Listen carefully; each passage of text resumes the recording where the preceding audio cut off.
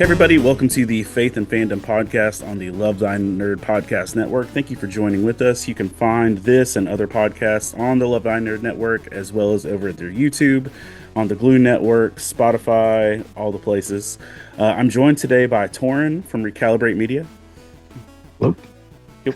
And excited to have you here today, and thank you for taking time to join us. By the way, Yeah. not that it's important, but there's a Taurin in my D&D campaign. Oh, all right. How's it spelled? Is it spelled the same? No, not at all. Okay. It's just like a Torrin, and Okay. but he's a dragonborn warlock, but I'm novelizing our D&D campaign, or at least the characters. So Torrin's basically the main character of the All D&D right. novel I'm writing. Sounds cool. That's pretty cool. So, tell us about Recalibrate Media. Like, what is Recalibrate? What's your vision? What's your focus? What are you doing? Yeah. So Recalibrate Media. We started about almost 2 years ago. July will be our 2 year mark, and it was birthed out of our desire. So I say our because it's me and Rachel, my wife. It was birthed out of our desire to just start something different in the industry.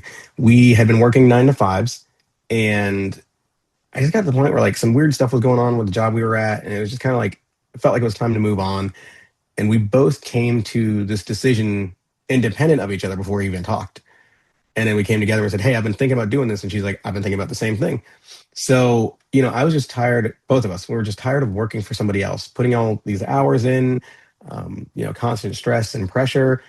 So we were like, let's just go all in. Let's just make our own thing. And I'd been wanting to start a production media agency for a while. So this seemed like the perfect opportunity to finally do it. I've been talking about it for years and tried to do it with some friends before. It just didn't work out. So we cashed out our 401ks and went all in, quit our jobs and went all in.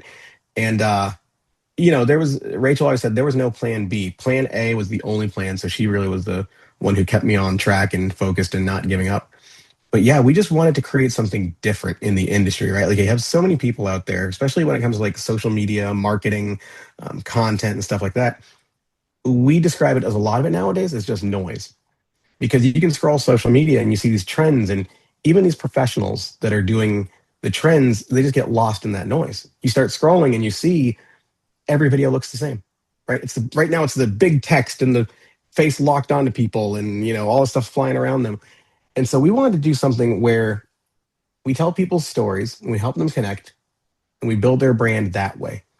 But at the end of the day, people can see through all the fake stuff. People can see through when you're putting a face on, especially in today's world with social media. So we ground everything in authenticity. That's our big word. And in doing that, we just started to create stuff, and we have, certain people we'll work with in certain industries. Like we're kind of open to everyone, but the big thing is you have to have a story to tell. We want to tell your story, and we believe everybody has a story. So that's our approach to it when we do rebranding, when we do content, when we do anything for someone. It's all based around what is your story? What are you trying to tell? How do you build trust with your audience? And then through that, build engagement and build community. So yeah, that's kind of the baseline of what we do. So, I cashed a 401k in once when I was you know, 25 and didn't have anything in it, because I was changing jobs. How terrifying is that concept of doing that? Or Extremely. There was a lot of faith in it. Through this process, the big thing for us is that we really both reconnected with our faith, with our relationships with God. And I think that was the big thing that brought us together, right? Because we had been in a relationship for, at that point, 2 years we'd been together. Yeah. So we've been friends for like, now it's going on 11 years we've been friends. Um, so it was, you know, terrifying, but we had this piece of knowing that like this was what was put on our hearts, both of us. It wasn't like I said, "Hey, Rachel, let's do this," or she said, "Hey, I think we should do this." We were both in agreement. So, we had that belief that we'd be provided for, we'd be taken care of. So, fortunately, we had enough money to last us for a good bit, through the end of the year, because we started in July. So, last us 6 months for sure. But as it got closer to the end, it got very stressful because the jobs weren't coming in. I mean, we were a new business. Nobody really knew who we were. We were relying on old relationships and friends that we had met. So the first 6 months was very tough in terms of uh, work, as far as finding clients. And I wanted to give up several times, but Rachel kept me going and wouldn't let me quit. Said, nope, this is it. This is the only plan. This is what we're sticking to. And sure enough, at the beginning of the year, last year, so like 7 months in, we had a client that we had, funny enough, they were a realtor that we were looking at buying a house with months ago. And we contacted them, just let them know, hey, we're not going to buy a house because we quit our jobs, so we have no income. But he was like, hey, funny you should mention that because I'm actually looking for some marketing help. So that person kind of snowballed into us working with him. He took a chance on us. Then his main firm ended up wanting to work with us. And so that last year was primarily working with them and their team, and then jobs coming in. It was like one of those things where I don't know where the money's coming from this month. Like we were at the point where we were 2 to 3 months behind on most of our bills. We were on EBT. We had, all those things that like to provide for us that helped us. And then we had people that support us, right? Like are not the type of people to ask for help. So we were fortunate though that we had family that came alongside us and helped us, supported us. They believed in it, and so it was definitely terrifying. It was a lot of faith. It was a lot of trusting that this thing that was laid on our heart is correct, right? Is what we should be doing. So we just pushed forward, and sure enough, every month the bills were somehow paid. Food was provided. I said to Rachel, as long as we have a roof over our heads and we have food on the table, then we're doing all right. And sure enough, after that first 6 months, the things started building, and I describe it this way. So the first year we didn't have any money for Christmas, right? It's like, so we couldn't buy gifts for our kids or anything. Fortunately, we had some family that helped us, and they bought the gifts for us. But the second year, last year, second Christmas, we were able to buy presents for everybody. And I had to stop and I had to think and say to Rachel, like, look how far we've come. In a year and a half, we've survived on our business, right? Like we did this together, obviously, us, God and everything, but we built this and we're surviving off of our business. We haven't had to go back to 9 to 5s. I definitely debated it a few times, but here we are. We're making it a year and a half. And a lot of people can't say that. A lot of people can't say that they made it 6 months, a year and a half on their business.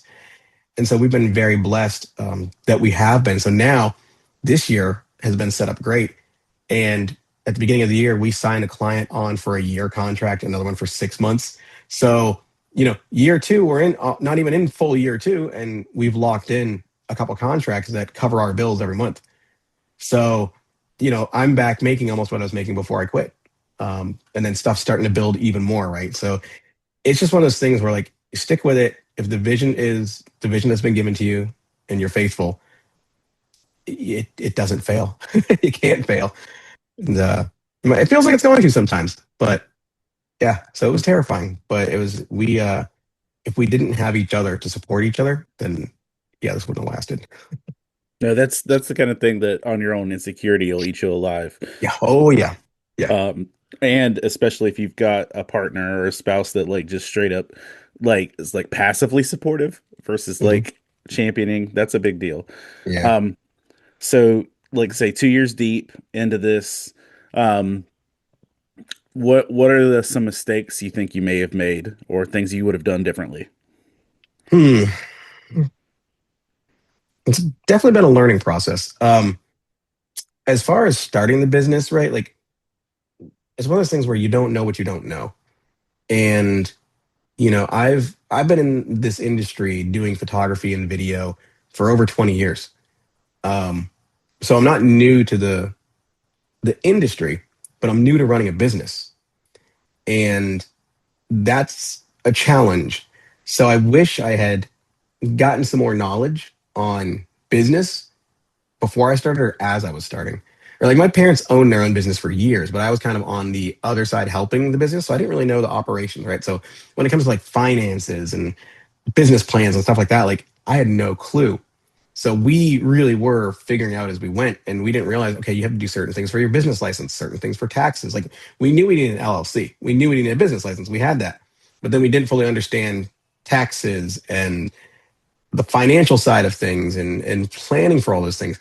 And then also the business side itself was contracts, right? Like we have contracts and we're very, very good about those. Rachel is admin. So she's like very good with contracts and all the plan because even if you're working with someone, it still protects both of you. Because then when you do a project for someone, it says, hey, I'm going to provide this A, B, C, and D. So there's no wavering on, oh, I thought you said you were going to do this for me. No, no. So that's another thing, right? Is making sure that you have a good structure to your business.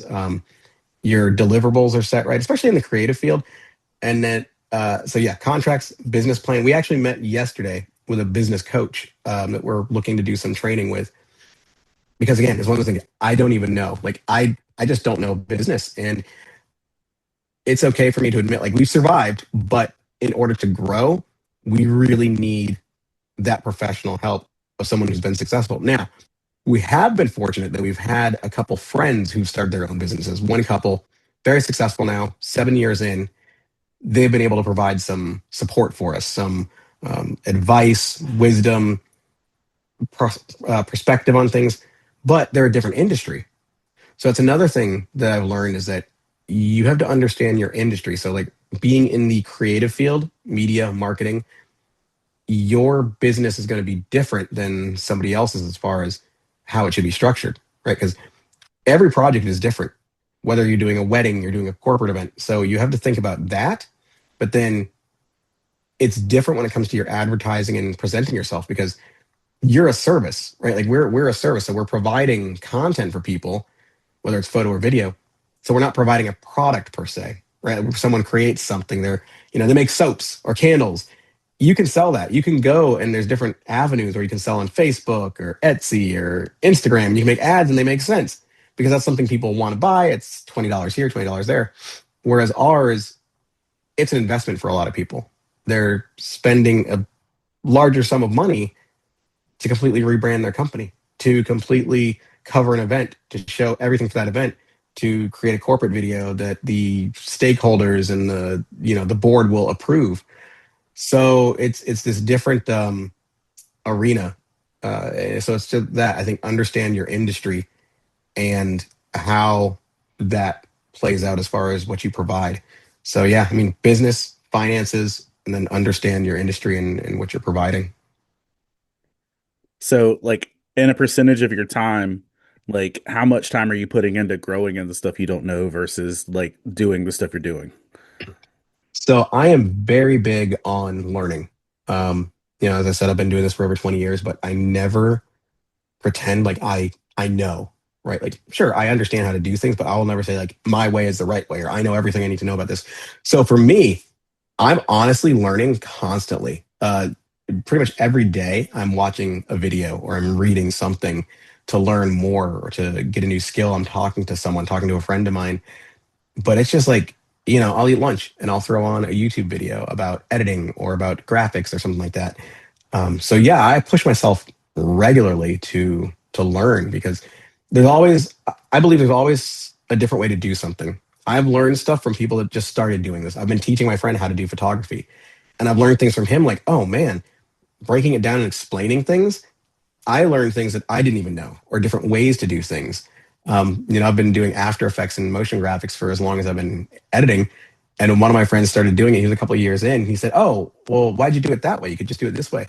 And the way he did it was 75% faster. I'm like, I never knew you could do that. So it helped me change my system and process. So I'm very much like, you can learn from anybody and anything. So I'm constantly trying to learn. And then also I'm seeking out new skills, right? Because being the main person in an agency, you have to have a lot more skills.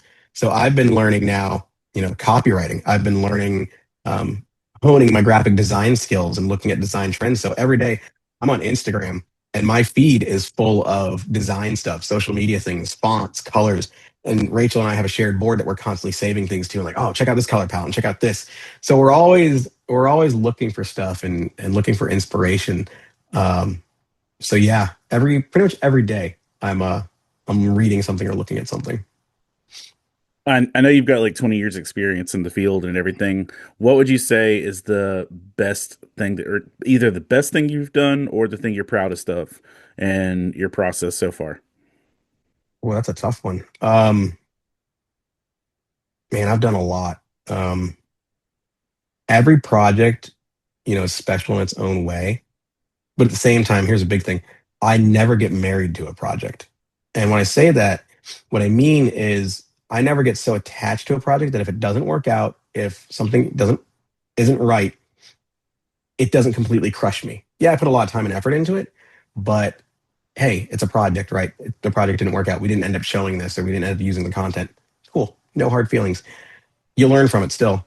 But the project I'm most proud of, goodness, that's a really tough one because we've done a lot of cool stuff over the years. I've done a lot of stories and documentaries, telling people's story of change and how their lives have been completely transformed different ways. Covered some really cool events, presence clubs and things like that in Mexico and different countries. I can't really pinpoint it down. Honestly, I've just been fortunate to have done so much stuff. I think probably the coolest, okay, the one I will say is probably my favorite one that I've done so far. You can see it on our social media. Is we did a wedding back in October for some friends of ours, and their wedding was medieval themed. So like she had this beautiful dress, like crown, and her bouquet was a sword, and then her bridesmaids were shield maidens, so they had custom shields, and then he was like had the fur and the kilt and everything, and so it was really cool because they got married at this castle, and we got to photograph that. So that was really special because the photos came out very cinematic. That's what they wanted, and like they still go crazy. I mean, that was in October, and they're still talking about it. There's still people talking about it. So that was really special for us because it's just one of those things, man. You do a project and you hope that they like the content, but when they love it and when they're like that crazy about it and it's something so personal to them, it just means a lot more. Because I mean, she's like, this couldn't have been more perfect. She still looks at the photos regularly, and you realize that you were able to capture this moment for someone and not just the visuals, but the emotions and the feelings. So every time they go back and look at that, they're remembering the moment, they're remembering the day and the time. So that I think is one of the most special and one that I'm the most proud of because the photos just turned out freaking awesome. Like I love them. I am genuinely not just not scared, but I've been very wary of doing wedding photography. I I've been doing marketing and advertising and photos and video. I've been doing a lot of similar things for a community college for about 2 years. Um, and I didn't go out for that. That wasn't a goal or anything. I literally got a Facebook message of like, "Hey, can you come to the college and bring a portfolio?" Um, because they needed help with their social media and their marketing, and uh, somebody saw the stuff that I just do for my church, like the video roll-ins and stuff like that kind of stuff that I just do for church, and I went in and they literally, I had a whole portfolio. They flipped 2 pages. Can you start now? Like, and so the president of the college just this week was like, I didn't know you wrote books. I was like, well, it was in the portfolio. You didn't like, You didn't look through. you didn't look through. Um, but because I spend like, let's say 40% of my time walking around campus taking photos, um, or posting or taking all their photos and editing and everything. And one of the things that like I heard consecutively where they was like people were glad I was doing it now because beforehand, whoever was taking them didn't ever edit, didn't Mm. ever like quality check. So there was always photos of like people like mid food hanging out of their Oh mouth yeah, yeah. or Yep. awkward looking stuff. And but because I've been doing that, people have been asking me, "Hey, can you come photo my wedding?" And I'm like, no. I'm like, It's stressful. first of all, I'm a photographer because it came with the job. was like, I liked taking pictures, but would I have ever called myself a photographer? No. I have a nicer camera now, but that literally was just part of the rodeo. And I've DJ'd, uh, let's say I've DJ'd 300 weddings probably in the last 17 years. Um, and I'm perfectly happy sticking behind the booth and keeping the vibe because it's way less stressful than watching what Yeah. wedding photographers go through and like knowing all the after work that goes into like that stuff. I'm just like, no, thank you. Yeah. Like somebody asked I me, Oh, I was gonna just say, like, I hadn't done weddings for years. Like, I did them in college, and that was the last time I really did them. And I had a rough experience because I did a wedding for a friend of mine, and so I said I'm never doing them again. And it wasn't until we started our business that we had someone ask us, "Hey, do you do weddings?" I was like, "I can. I don't like to." And we ended up starting weddings again. So we did one wedding. I think it was like September, and then the next wedding was October. And so it's just kind of snowballed there. We do engagement photos now, but yeah, it is one of those things where it's stressful. It can be. well, it's like you said, if you're telling people stories, if you tell the story badly, like Yeah. then it's It weddings, you have one chance to get it right, right? Like you, when you're creating something, you're filming an interview or anything like that. You can always say, "Hey, let's go ahead and do that take again. Let's stop and restart. I don't like the way that sounded." Weddings, you can't be like, "Hey, can you do that first kiss again? Hey, can you look at them the same way when they're reading the vows?" So you really have to like be on it. So fortunately, with Rachel, she's learned how to do photography, and she shoots. She's my second shooter for things, and she's gotten to the point where you can't really tell if she's shooting or it's my shooting. Like I'll go through editing photos, like, was this one I took or she took? So it helps having a second person, but then also having that female presence helps a ton for weddings because she's able to really connect with the brides, and just that presence is just completely different, right? So you have that balance. So I can focus on the technical, I can focus on the schedule and the stuff that has to get done, and she focuses on the emotions and the feelings and all that stuff. But just to give you an idea, one wedding we did, I took over 10,000 photos between two cameras. And then the second wedding we did in October, I think I took about 9,000 photos. So, my philosophy is just fire off, capture the emotions. It's digital, it's storage. So I'd rather have too many photos to go through than not enough and then miss a moment. Um, so I'm like, I'm one of those people in the moment. I'm shooting everything. I'm shooting every person, every emotion I see, because you never know what the person's going to want. So yeah, it's stressful, but I don't know. There is, like you said, there's just something about it, like telling someone's story and sharing that special moment, that I'm very selective about the weddings I'll do. I'll say that it's not my top choice, but yeah, if it happens, it happens. I wish I was more selective on like some DJing weddings, but like usually if it's people that know me, it's really hard for me to like tell them no. Um, Yep. and I'm like, man, I'd really rather not. But That's one thing I learned early on, or well, we've learned, is how to say no. It's a challenge. It's a challenge, but there's been some jobs that have come along where we'll sit down, we'll do a consultation with people, and we'll just say, "Listen, honestly, we're not the right fit." Even if it's someone close to me, like, "Yeah, I don't want to do this." We had one recently that we did a project for them, but then I had to tell them, "Hey, I'm not working with you anymore," because the way they wanted to do the project, they were like, "We've been working on this project for 2 years now, and we're ready to put it out." It was a YouTube series, and he put all his time and money into it to produce this show. And he's like, "Well, he's been through like two editors." He's like, "Well, it's just, let's just make it good enough to put out." I'm like, "Listen, I don't do good enough. You've poured 2 years of your blood, sweat, and tears into this, and you want this to be viewed by HBO or Netflix or someone. We can't just be good enough. It has to be excellent. We have to do it to the best of our abilities." And he didn't want to. So I was like, "I can't work with you. If we're not going to do this the right way, I'm not going to rush just to get this project out for you, right? We need to spend another week or two editing this pilot episode in order for it to be done right." So, sometimes you just got to learn to say no. It's tough, but yeah, I'm still working on that. it's not Um, easy. and it's easier in a profession like in some areas, but a lot of times like if I'm doing something, it also ties directly into ministry. So it's like ministry, it's like you can't be as like Yeah. direct as like, no, thank you. I don't like your business practices because like Yeah. usually those people are the people you need or that need you the most. Yeah.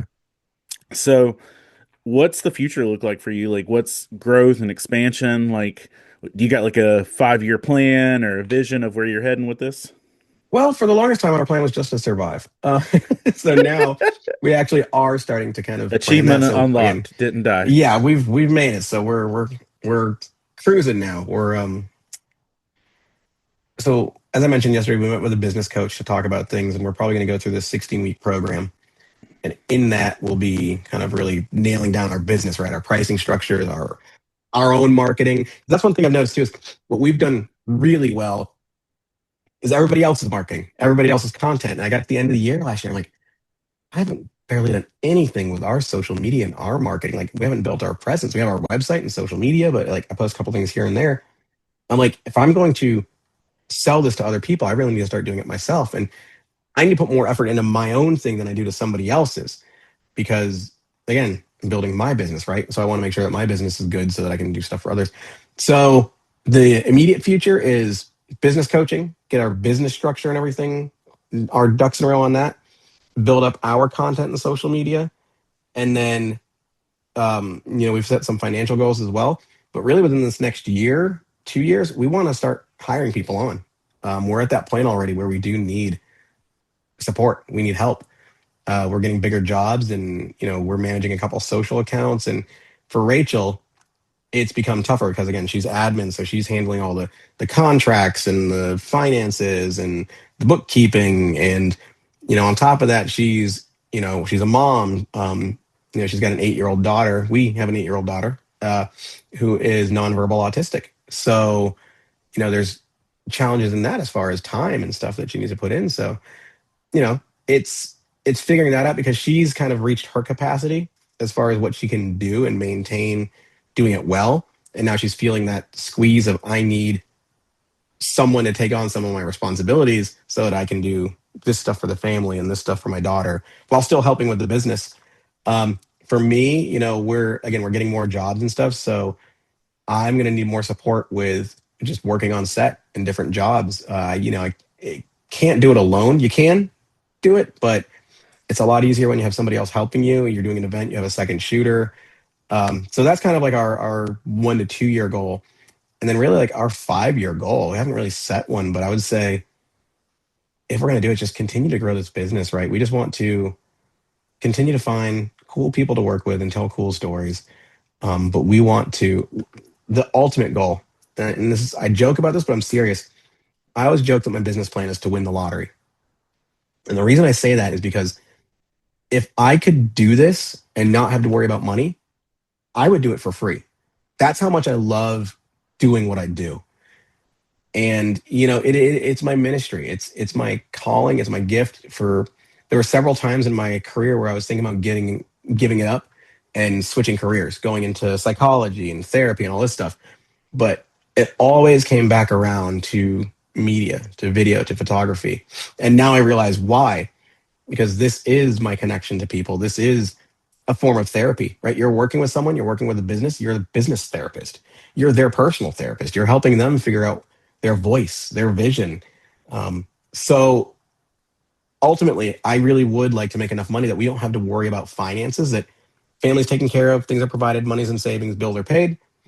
And so that we could be generous and help people, that we don't have to say, listen, I understand you're a small business, you can't afford this. Cool, we'll do it for this price. We'll do it for less money because we don't have to worry about the income. So let's do it to help you grow, help you build. And then we also want to start doing stuff for nonprofits, right? I want to help because a lot of nonprofits just don't have good content, right? They don't have the support, they don't have the finances. So I want to be able to do stuff and help people tell those stories, right? Get the nonprofit voices out there so that they can help more people. I worked in church for 17 years, almost 17 years of my career. So that's something near and dear to me, right? Because it's a space where people need help, and so I want to be able to provide that. So I think a 5-10 year goal it would be get to the point where we could do a lot more charity work and just help people. Help people. Yeah. Now, you mentioned that for in some of your downtime and stuff that you watch videos and for training and stuff like Mhm. that. Is Recalibrate in a place where you're like that's going to be a resource you're offering as well as like you doing training for Yeah, stuff like that? it's funny you should mention that. Yes, that's another goal for this year that I'm working on. I've been writing a course because I've had so many people ask me, "Hey, can you teach me how to do video? Hey, can you teach me photo? Can you teach me editing?" I was like, you know what? Yeah, I love teaching. I really do. I love teaching, and in teaching people, I learn as well. I mentioned that earlier, right? I was teaching a friend photography. He's like, "Oh man, yeah, I didn't realize I need to break this down more for you because for me, a lot of things are just second nature. They're autopilot. I don't realize all the steps that go into it to lead up to this." Because he's like, "Cool. How did you get there, though?" I was like, "Oh yeah, you don't understand the basics."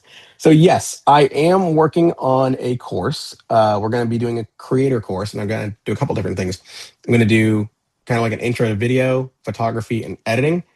And in the video one, I want to present it in a way in which there's different levels. Hey, listen, you're a creator, you've got a phone, and you just want to make your content better. Cool. We've got a course for that. Here's how you can take your phone, do some simple things. You're a small business owner. You don't have time to learn how to be an editor. You don't have time to learn how to photo and video. So let's teach you the basics so that you can do stuff on your own, but still get content out there that looks good, that sounds good. And then there's going to be different levels to it. So, hey, here's the next level where you're going to learn more about lighting. You're going to learn about audio, microphones and things like that. The third level, here's editing. Here's how you can do more. Here's different editing platforms, whether it's CapCut or whether it's Premiere or Final Cut. So we're going to take people through that course. So really, however much you want to learn, we're going to have those different tiers for that in the video side of it. Photography as well. I want to start teaching people studio lighting, just general photography, and editing. Teaching people basics of editing. So yes, I'm actually working on writing that course right now, and hopefully by the middle of this year, I'll be launching something, some sort of creator course that for all that. I just felt like that's something that would be up your alley to be able to, Yeah. and that's easily something that can come across a reel or a TikTok and like catch someone's Yep. attention to be like, nice. Yeah. Um, you so you said that you realize working on your own promotion, like is you know something you need to grow in.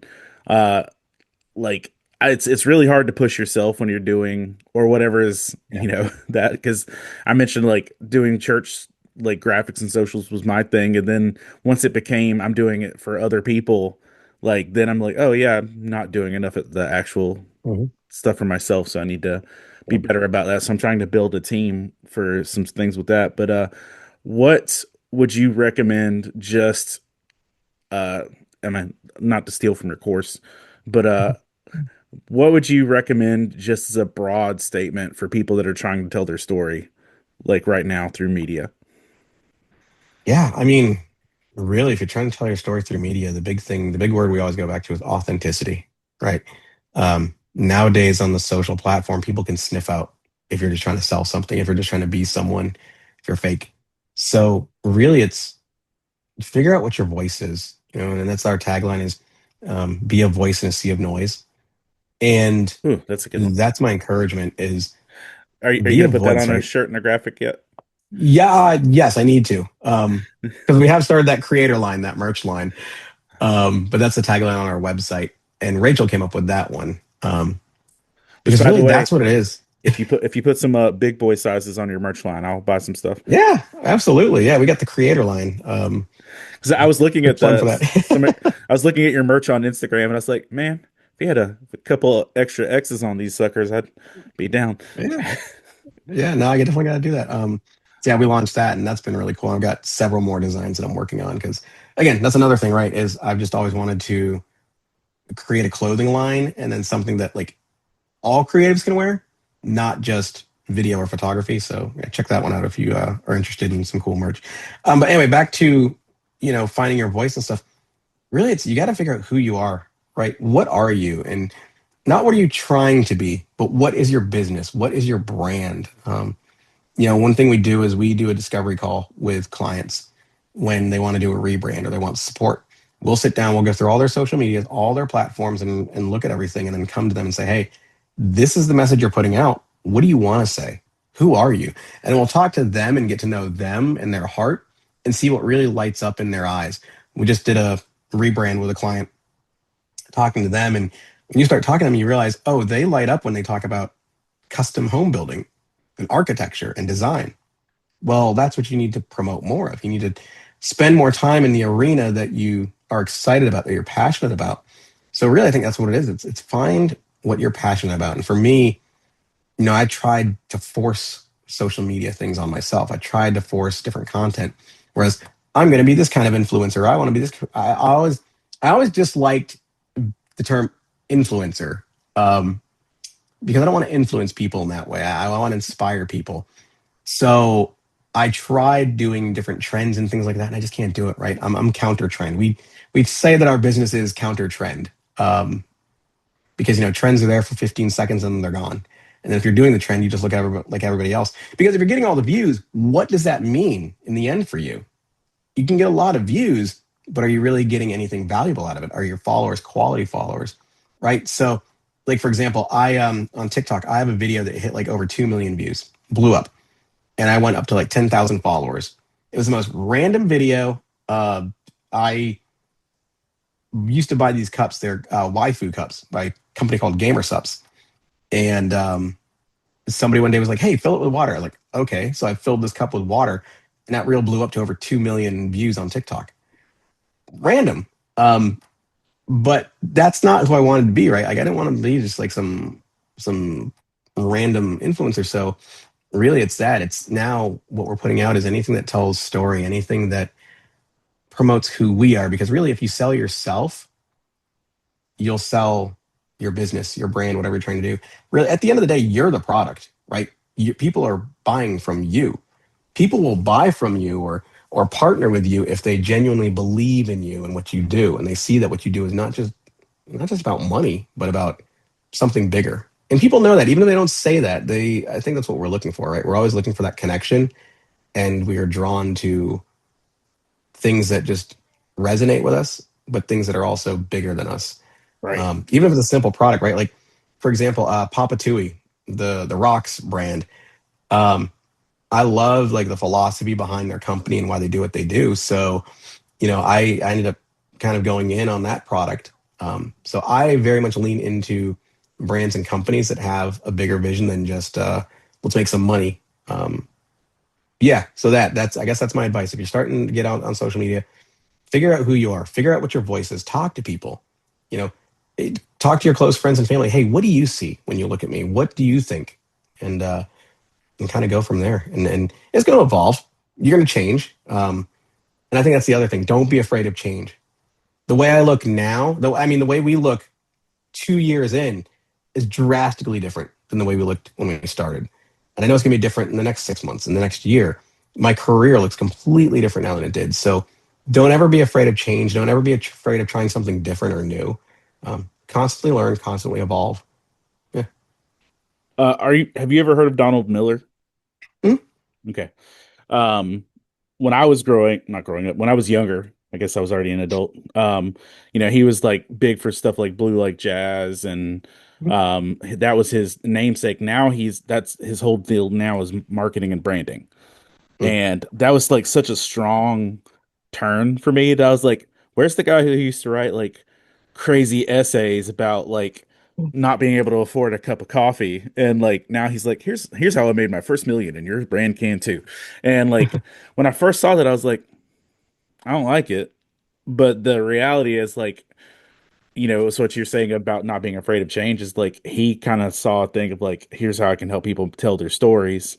Um, he did a conference in 2013 called the Storyline Conference, and it's probably one of the best um, life shaping experiences I had in terms of just moving forward in my life. But it's basically he put this was when it was just all not about businesses, but it was just he's like, what story do you want your life to tell? Mhm. And so he's like, not even about marketing, not about branding. He's like, how do you actually want to be living? And so he did a conference just literally saying, hey, what kind of life do you want to live? And he brought in great speakers, brought in a dude named Bob Goff. He did a lot of good stuff. And then let's say 6 or 7 years later, he turned that concept because business was responding and turned it into Story Brand, which Mhm. is his business thing with that. And then he retrofitted Story Brand from being just the business thing to actually going back to what storyline was. And he put a thing out called Hero on a Mission. It's a book that's literally like the same deal of like what story do you want to be living? But like he put out like a that's what I was trying to not trying to break stuff back there, but I was like he put a journal out that's got like, and I know it's going to be totally washed out in the lighting, but yeah. Imagine there's helpful things on the screen. Um, see, that's why I need to watch your video on lighting. Um, but like with it, like I think one of the problems is with businesses, with organizations, and even with ourselves is we don't know what story we're Mm, trying to tell. We just have tasks. yeah, And, and if we're living in a place where all we're trying to do is accomplish tasks, we don't really have a story worth telling. yeah, Um, and I think that's a lot of times businesses, companies, organizations, and individuals, we get to a place where it's just like we need to actually figure out what our heart is, what our goal is, um, absolutely. and I think a lot of times people aren't as introspective or as evaluating about themselves as they could be. And sometimes Mhm. it takes an outside perspective like you coming in to saying, here's who you really are. Yeah, Let's yeah, do that. yeah. Um, Quick, like I said, quick story for you. Talking about that because with businesses, because I've worked at some big companies, I've worked at like $1 million companies and um, in marketing departments and stuff. And the trend I notice is that when you lose sight of your vision, of your purpose, um, and it stops becoming about people and it becomes about profit, the business starts failing. And it might not fail financially, but it's going to rot from the inside out. And I've been a part of some organizations like that, where one company I was a part of, loved them, was there for 7 years. They, when I joined, they were generous. It was all about people and providing better lives for their employees. It was people over profit, and they really lived it. And it's the first time I'd worked anywhere, especially corporate, that felt real. It felt like a family, that felt seen. They were generous. They helped people, and it just all sorts of different things. But then over the years, as new executives came in, and then they got investors, and it became about the bottom line, about money, and about numbers. That element of people got lost. And since I've been gone, I've still got friends there, and you hear the negativity there. It used to be a place where like people would get their friends and family to work there. That's how much they loved it. They like I did not. I loved going into the office. I loved going to work and being a part of things. But it became this place where like, man, I don't want to go into work today. And it's been a couple companies I've been at that's happened where it shifts from being about helping people and providing something valuable, still making good profit, but it turns into what's the bottom line? How do we please the investors? How can we make the most money? And when it turns into that and they lose vision, they lose heart, the company starts rotting from the inside out. Your people start dying off and your employees are miserable. So that's a big thing, right? Is like surround yourself with people that are going to be honest with you, that are going to tell you the perspective, like you were just saying, like, tell you the truth. Say, hey, listen, I don't think this is the right direction. I don't think what you're doing is the way to go. And then trust them enough to listen. Um, because once you lose sight of that and it becomes just about the bottom line, just about money and not your original intent, it's going to die. You might make a lot of money, but you're going to be miserable and the people you work with are going to be miserable. So, what does a man, what does a man gain if he gains the whole world but loses his soul type thing? yeah. And that's, I've very much seen that several times. So. So, if you want people to check out things that you're done or things you're working on, like where should they go to find more about Recalibrate? Well, recalibratemedia.com is our main site. And on there, we just got like different things listed as far as like what we do, services. So that's more of like the salesy side of things. You can also check out the merch line there. But then the best place to follow us is Recalibrate Media on Instagram. We're trying to post more behind the scenes and stuff like that. And we've actually started a podcast, which we've been very bad about doing. And it's the Recalibrate Me podcast. No, that's So good branding. yeah, yeah, right.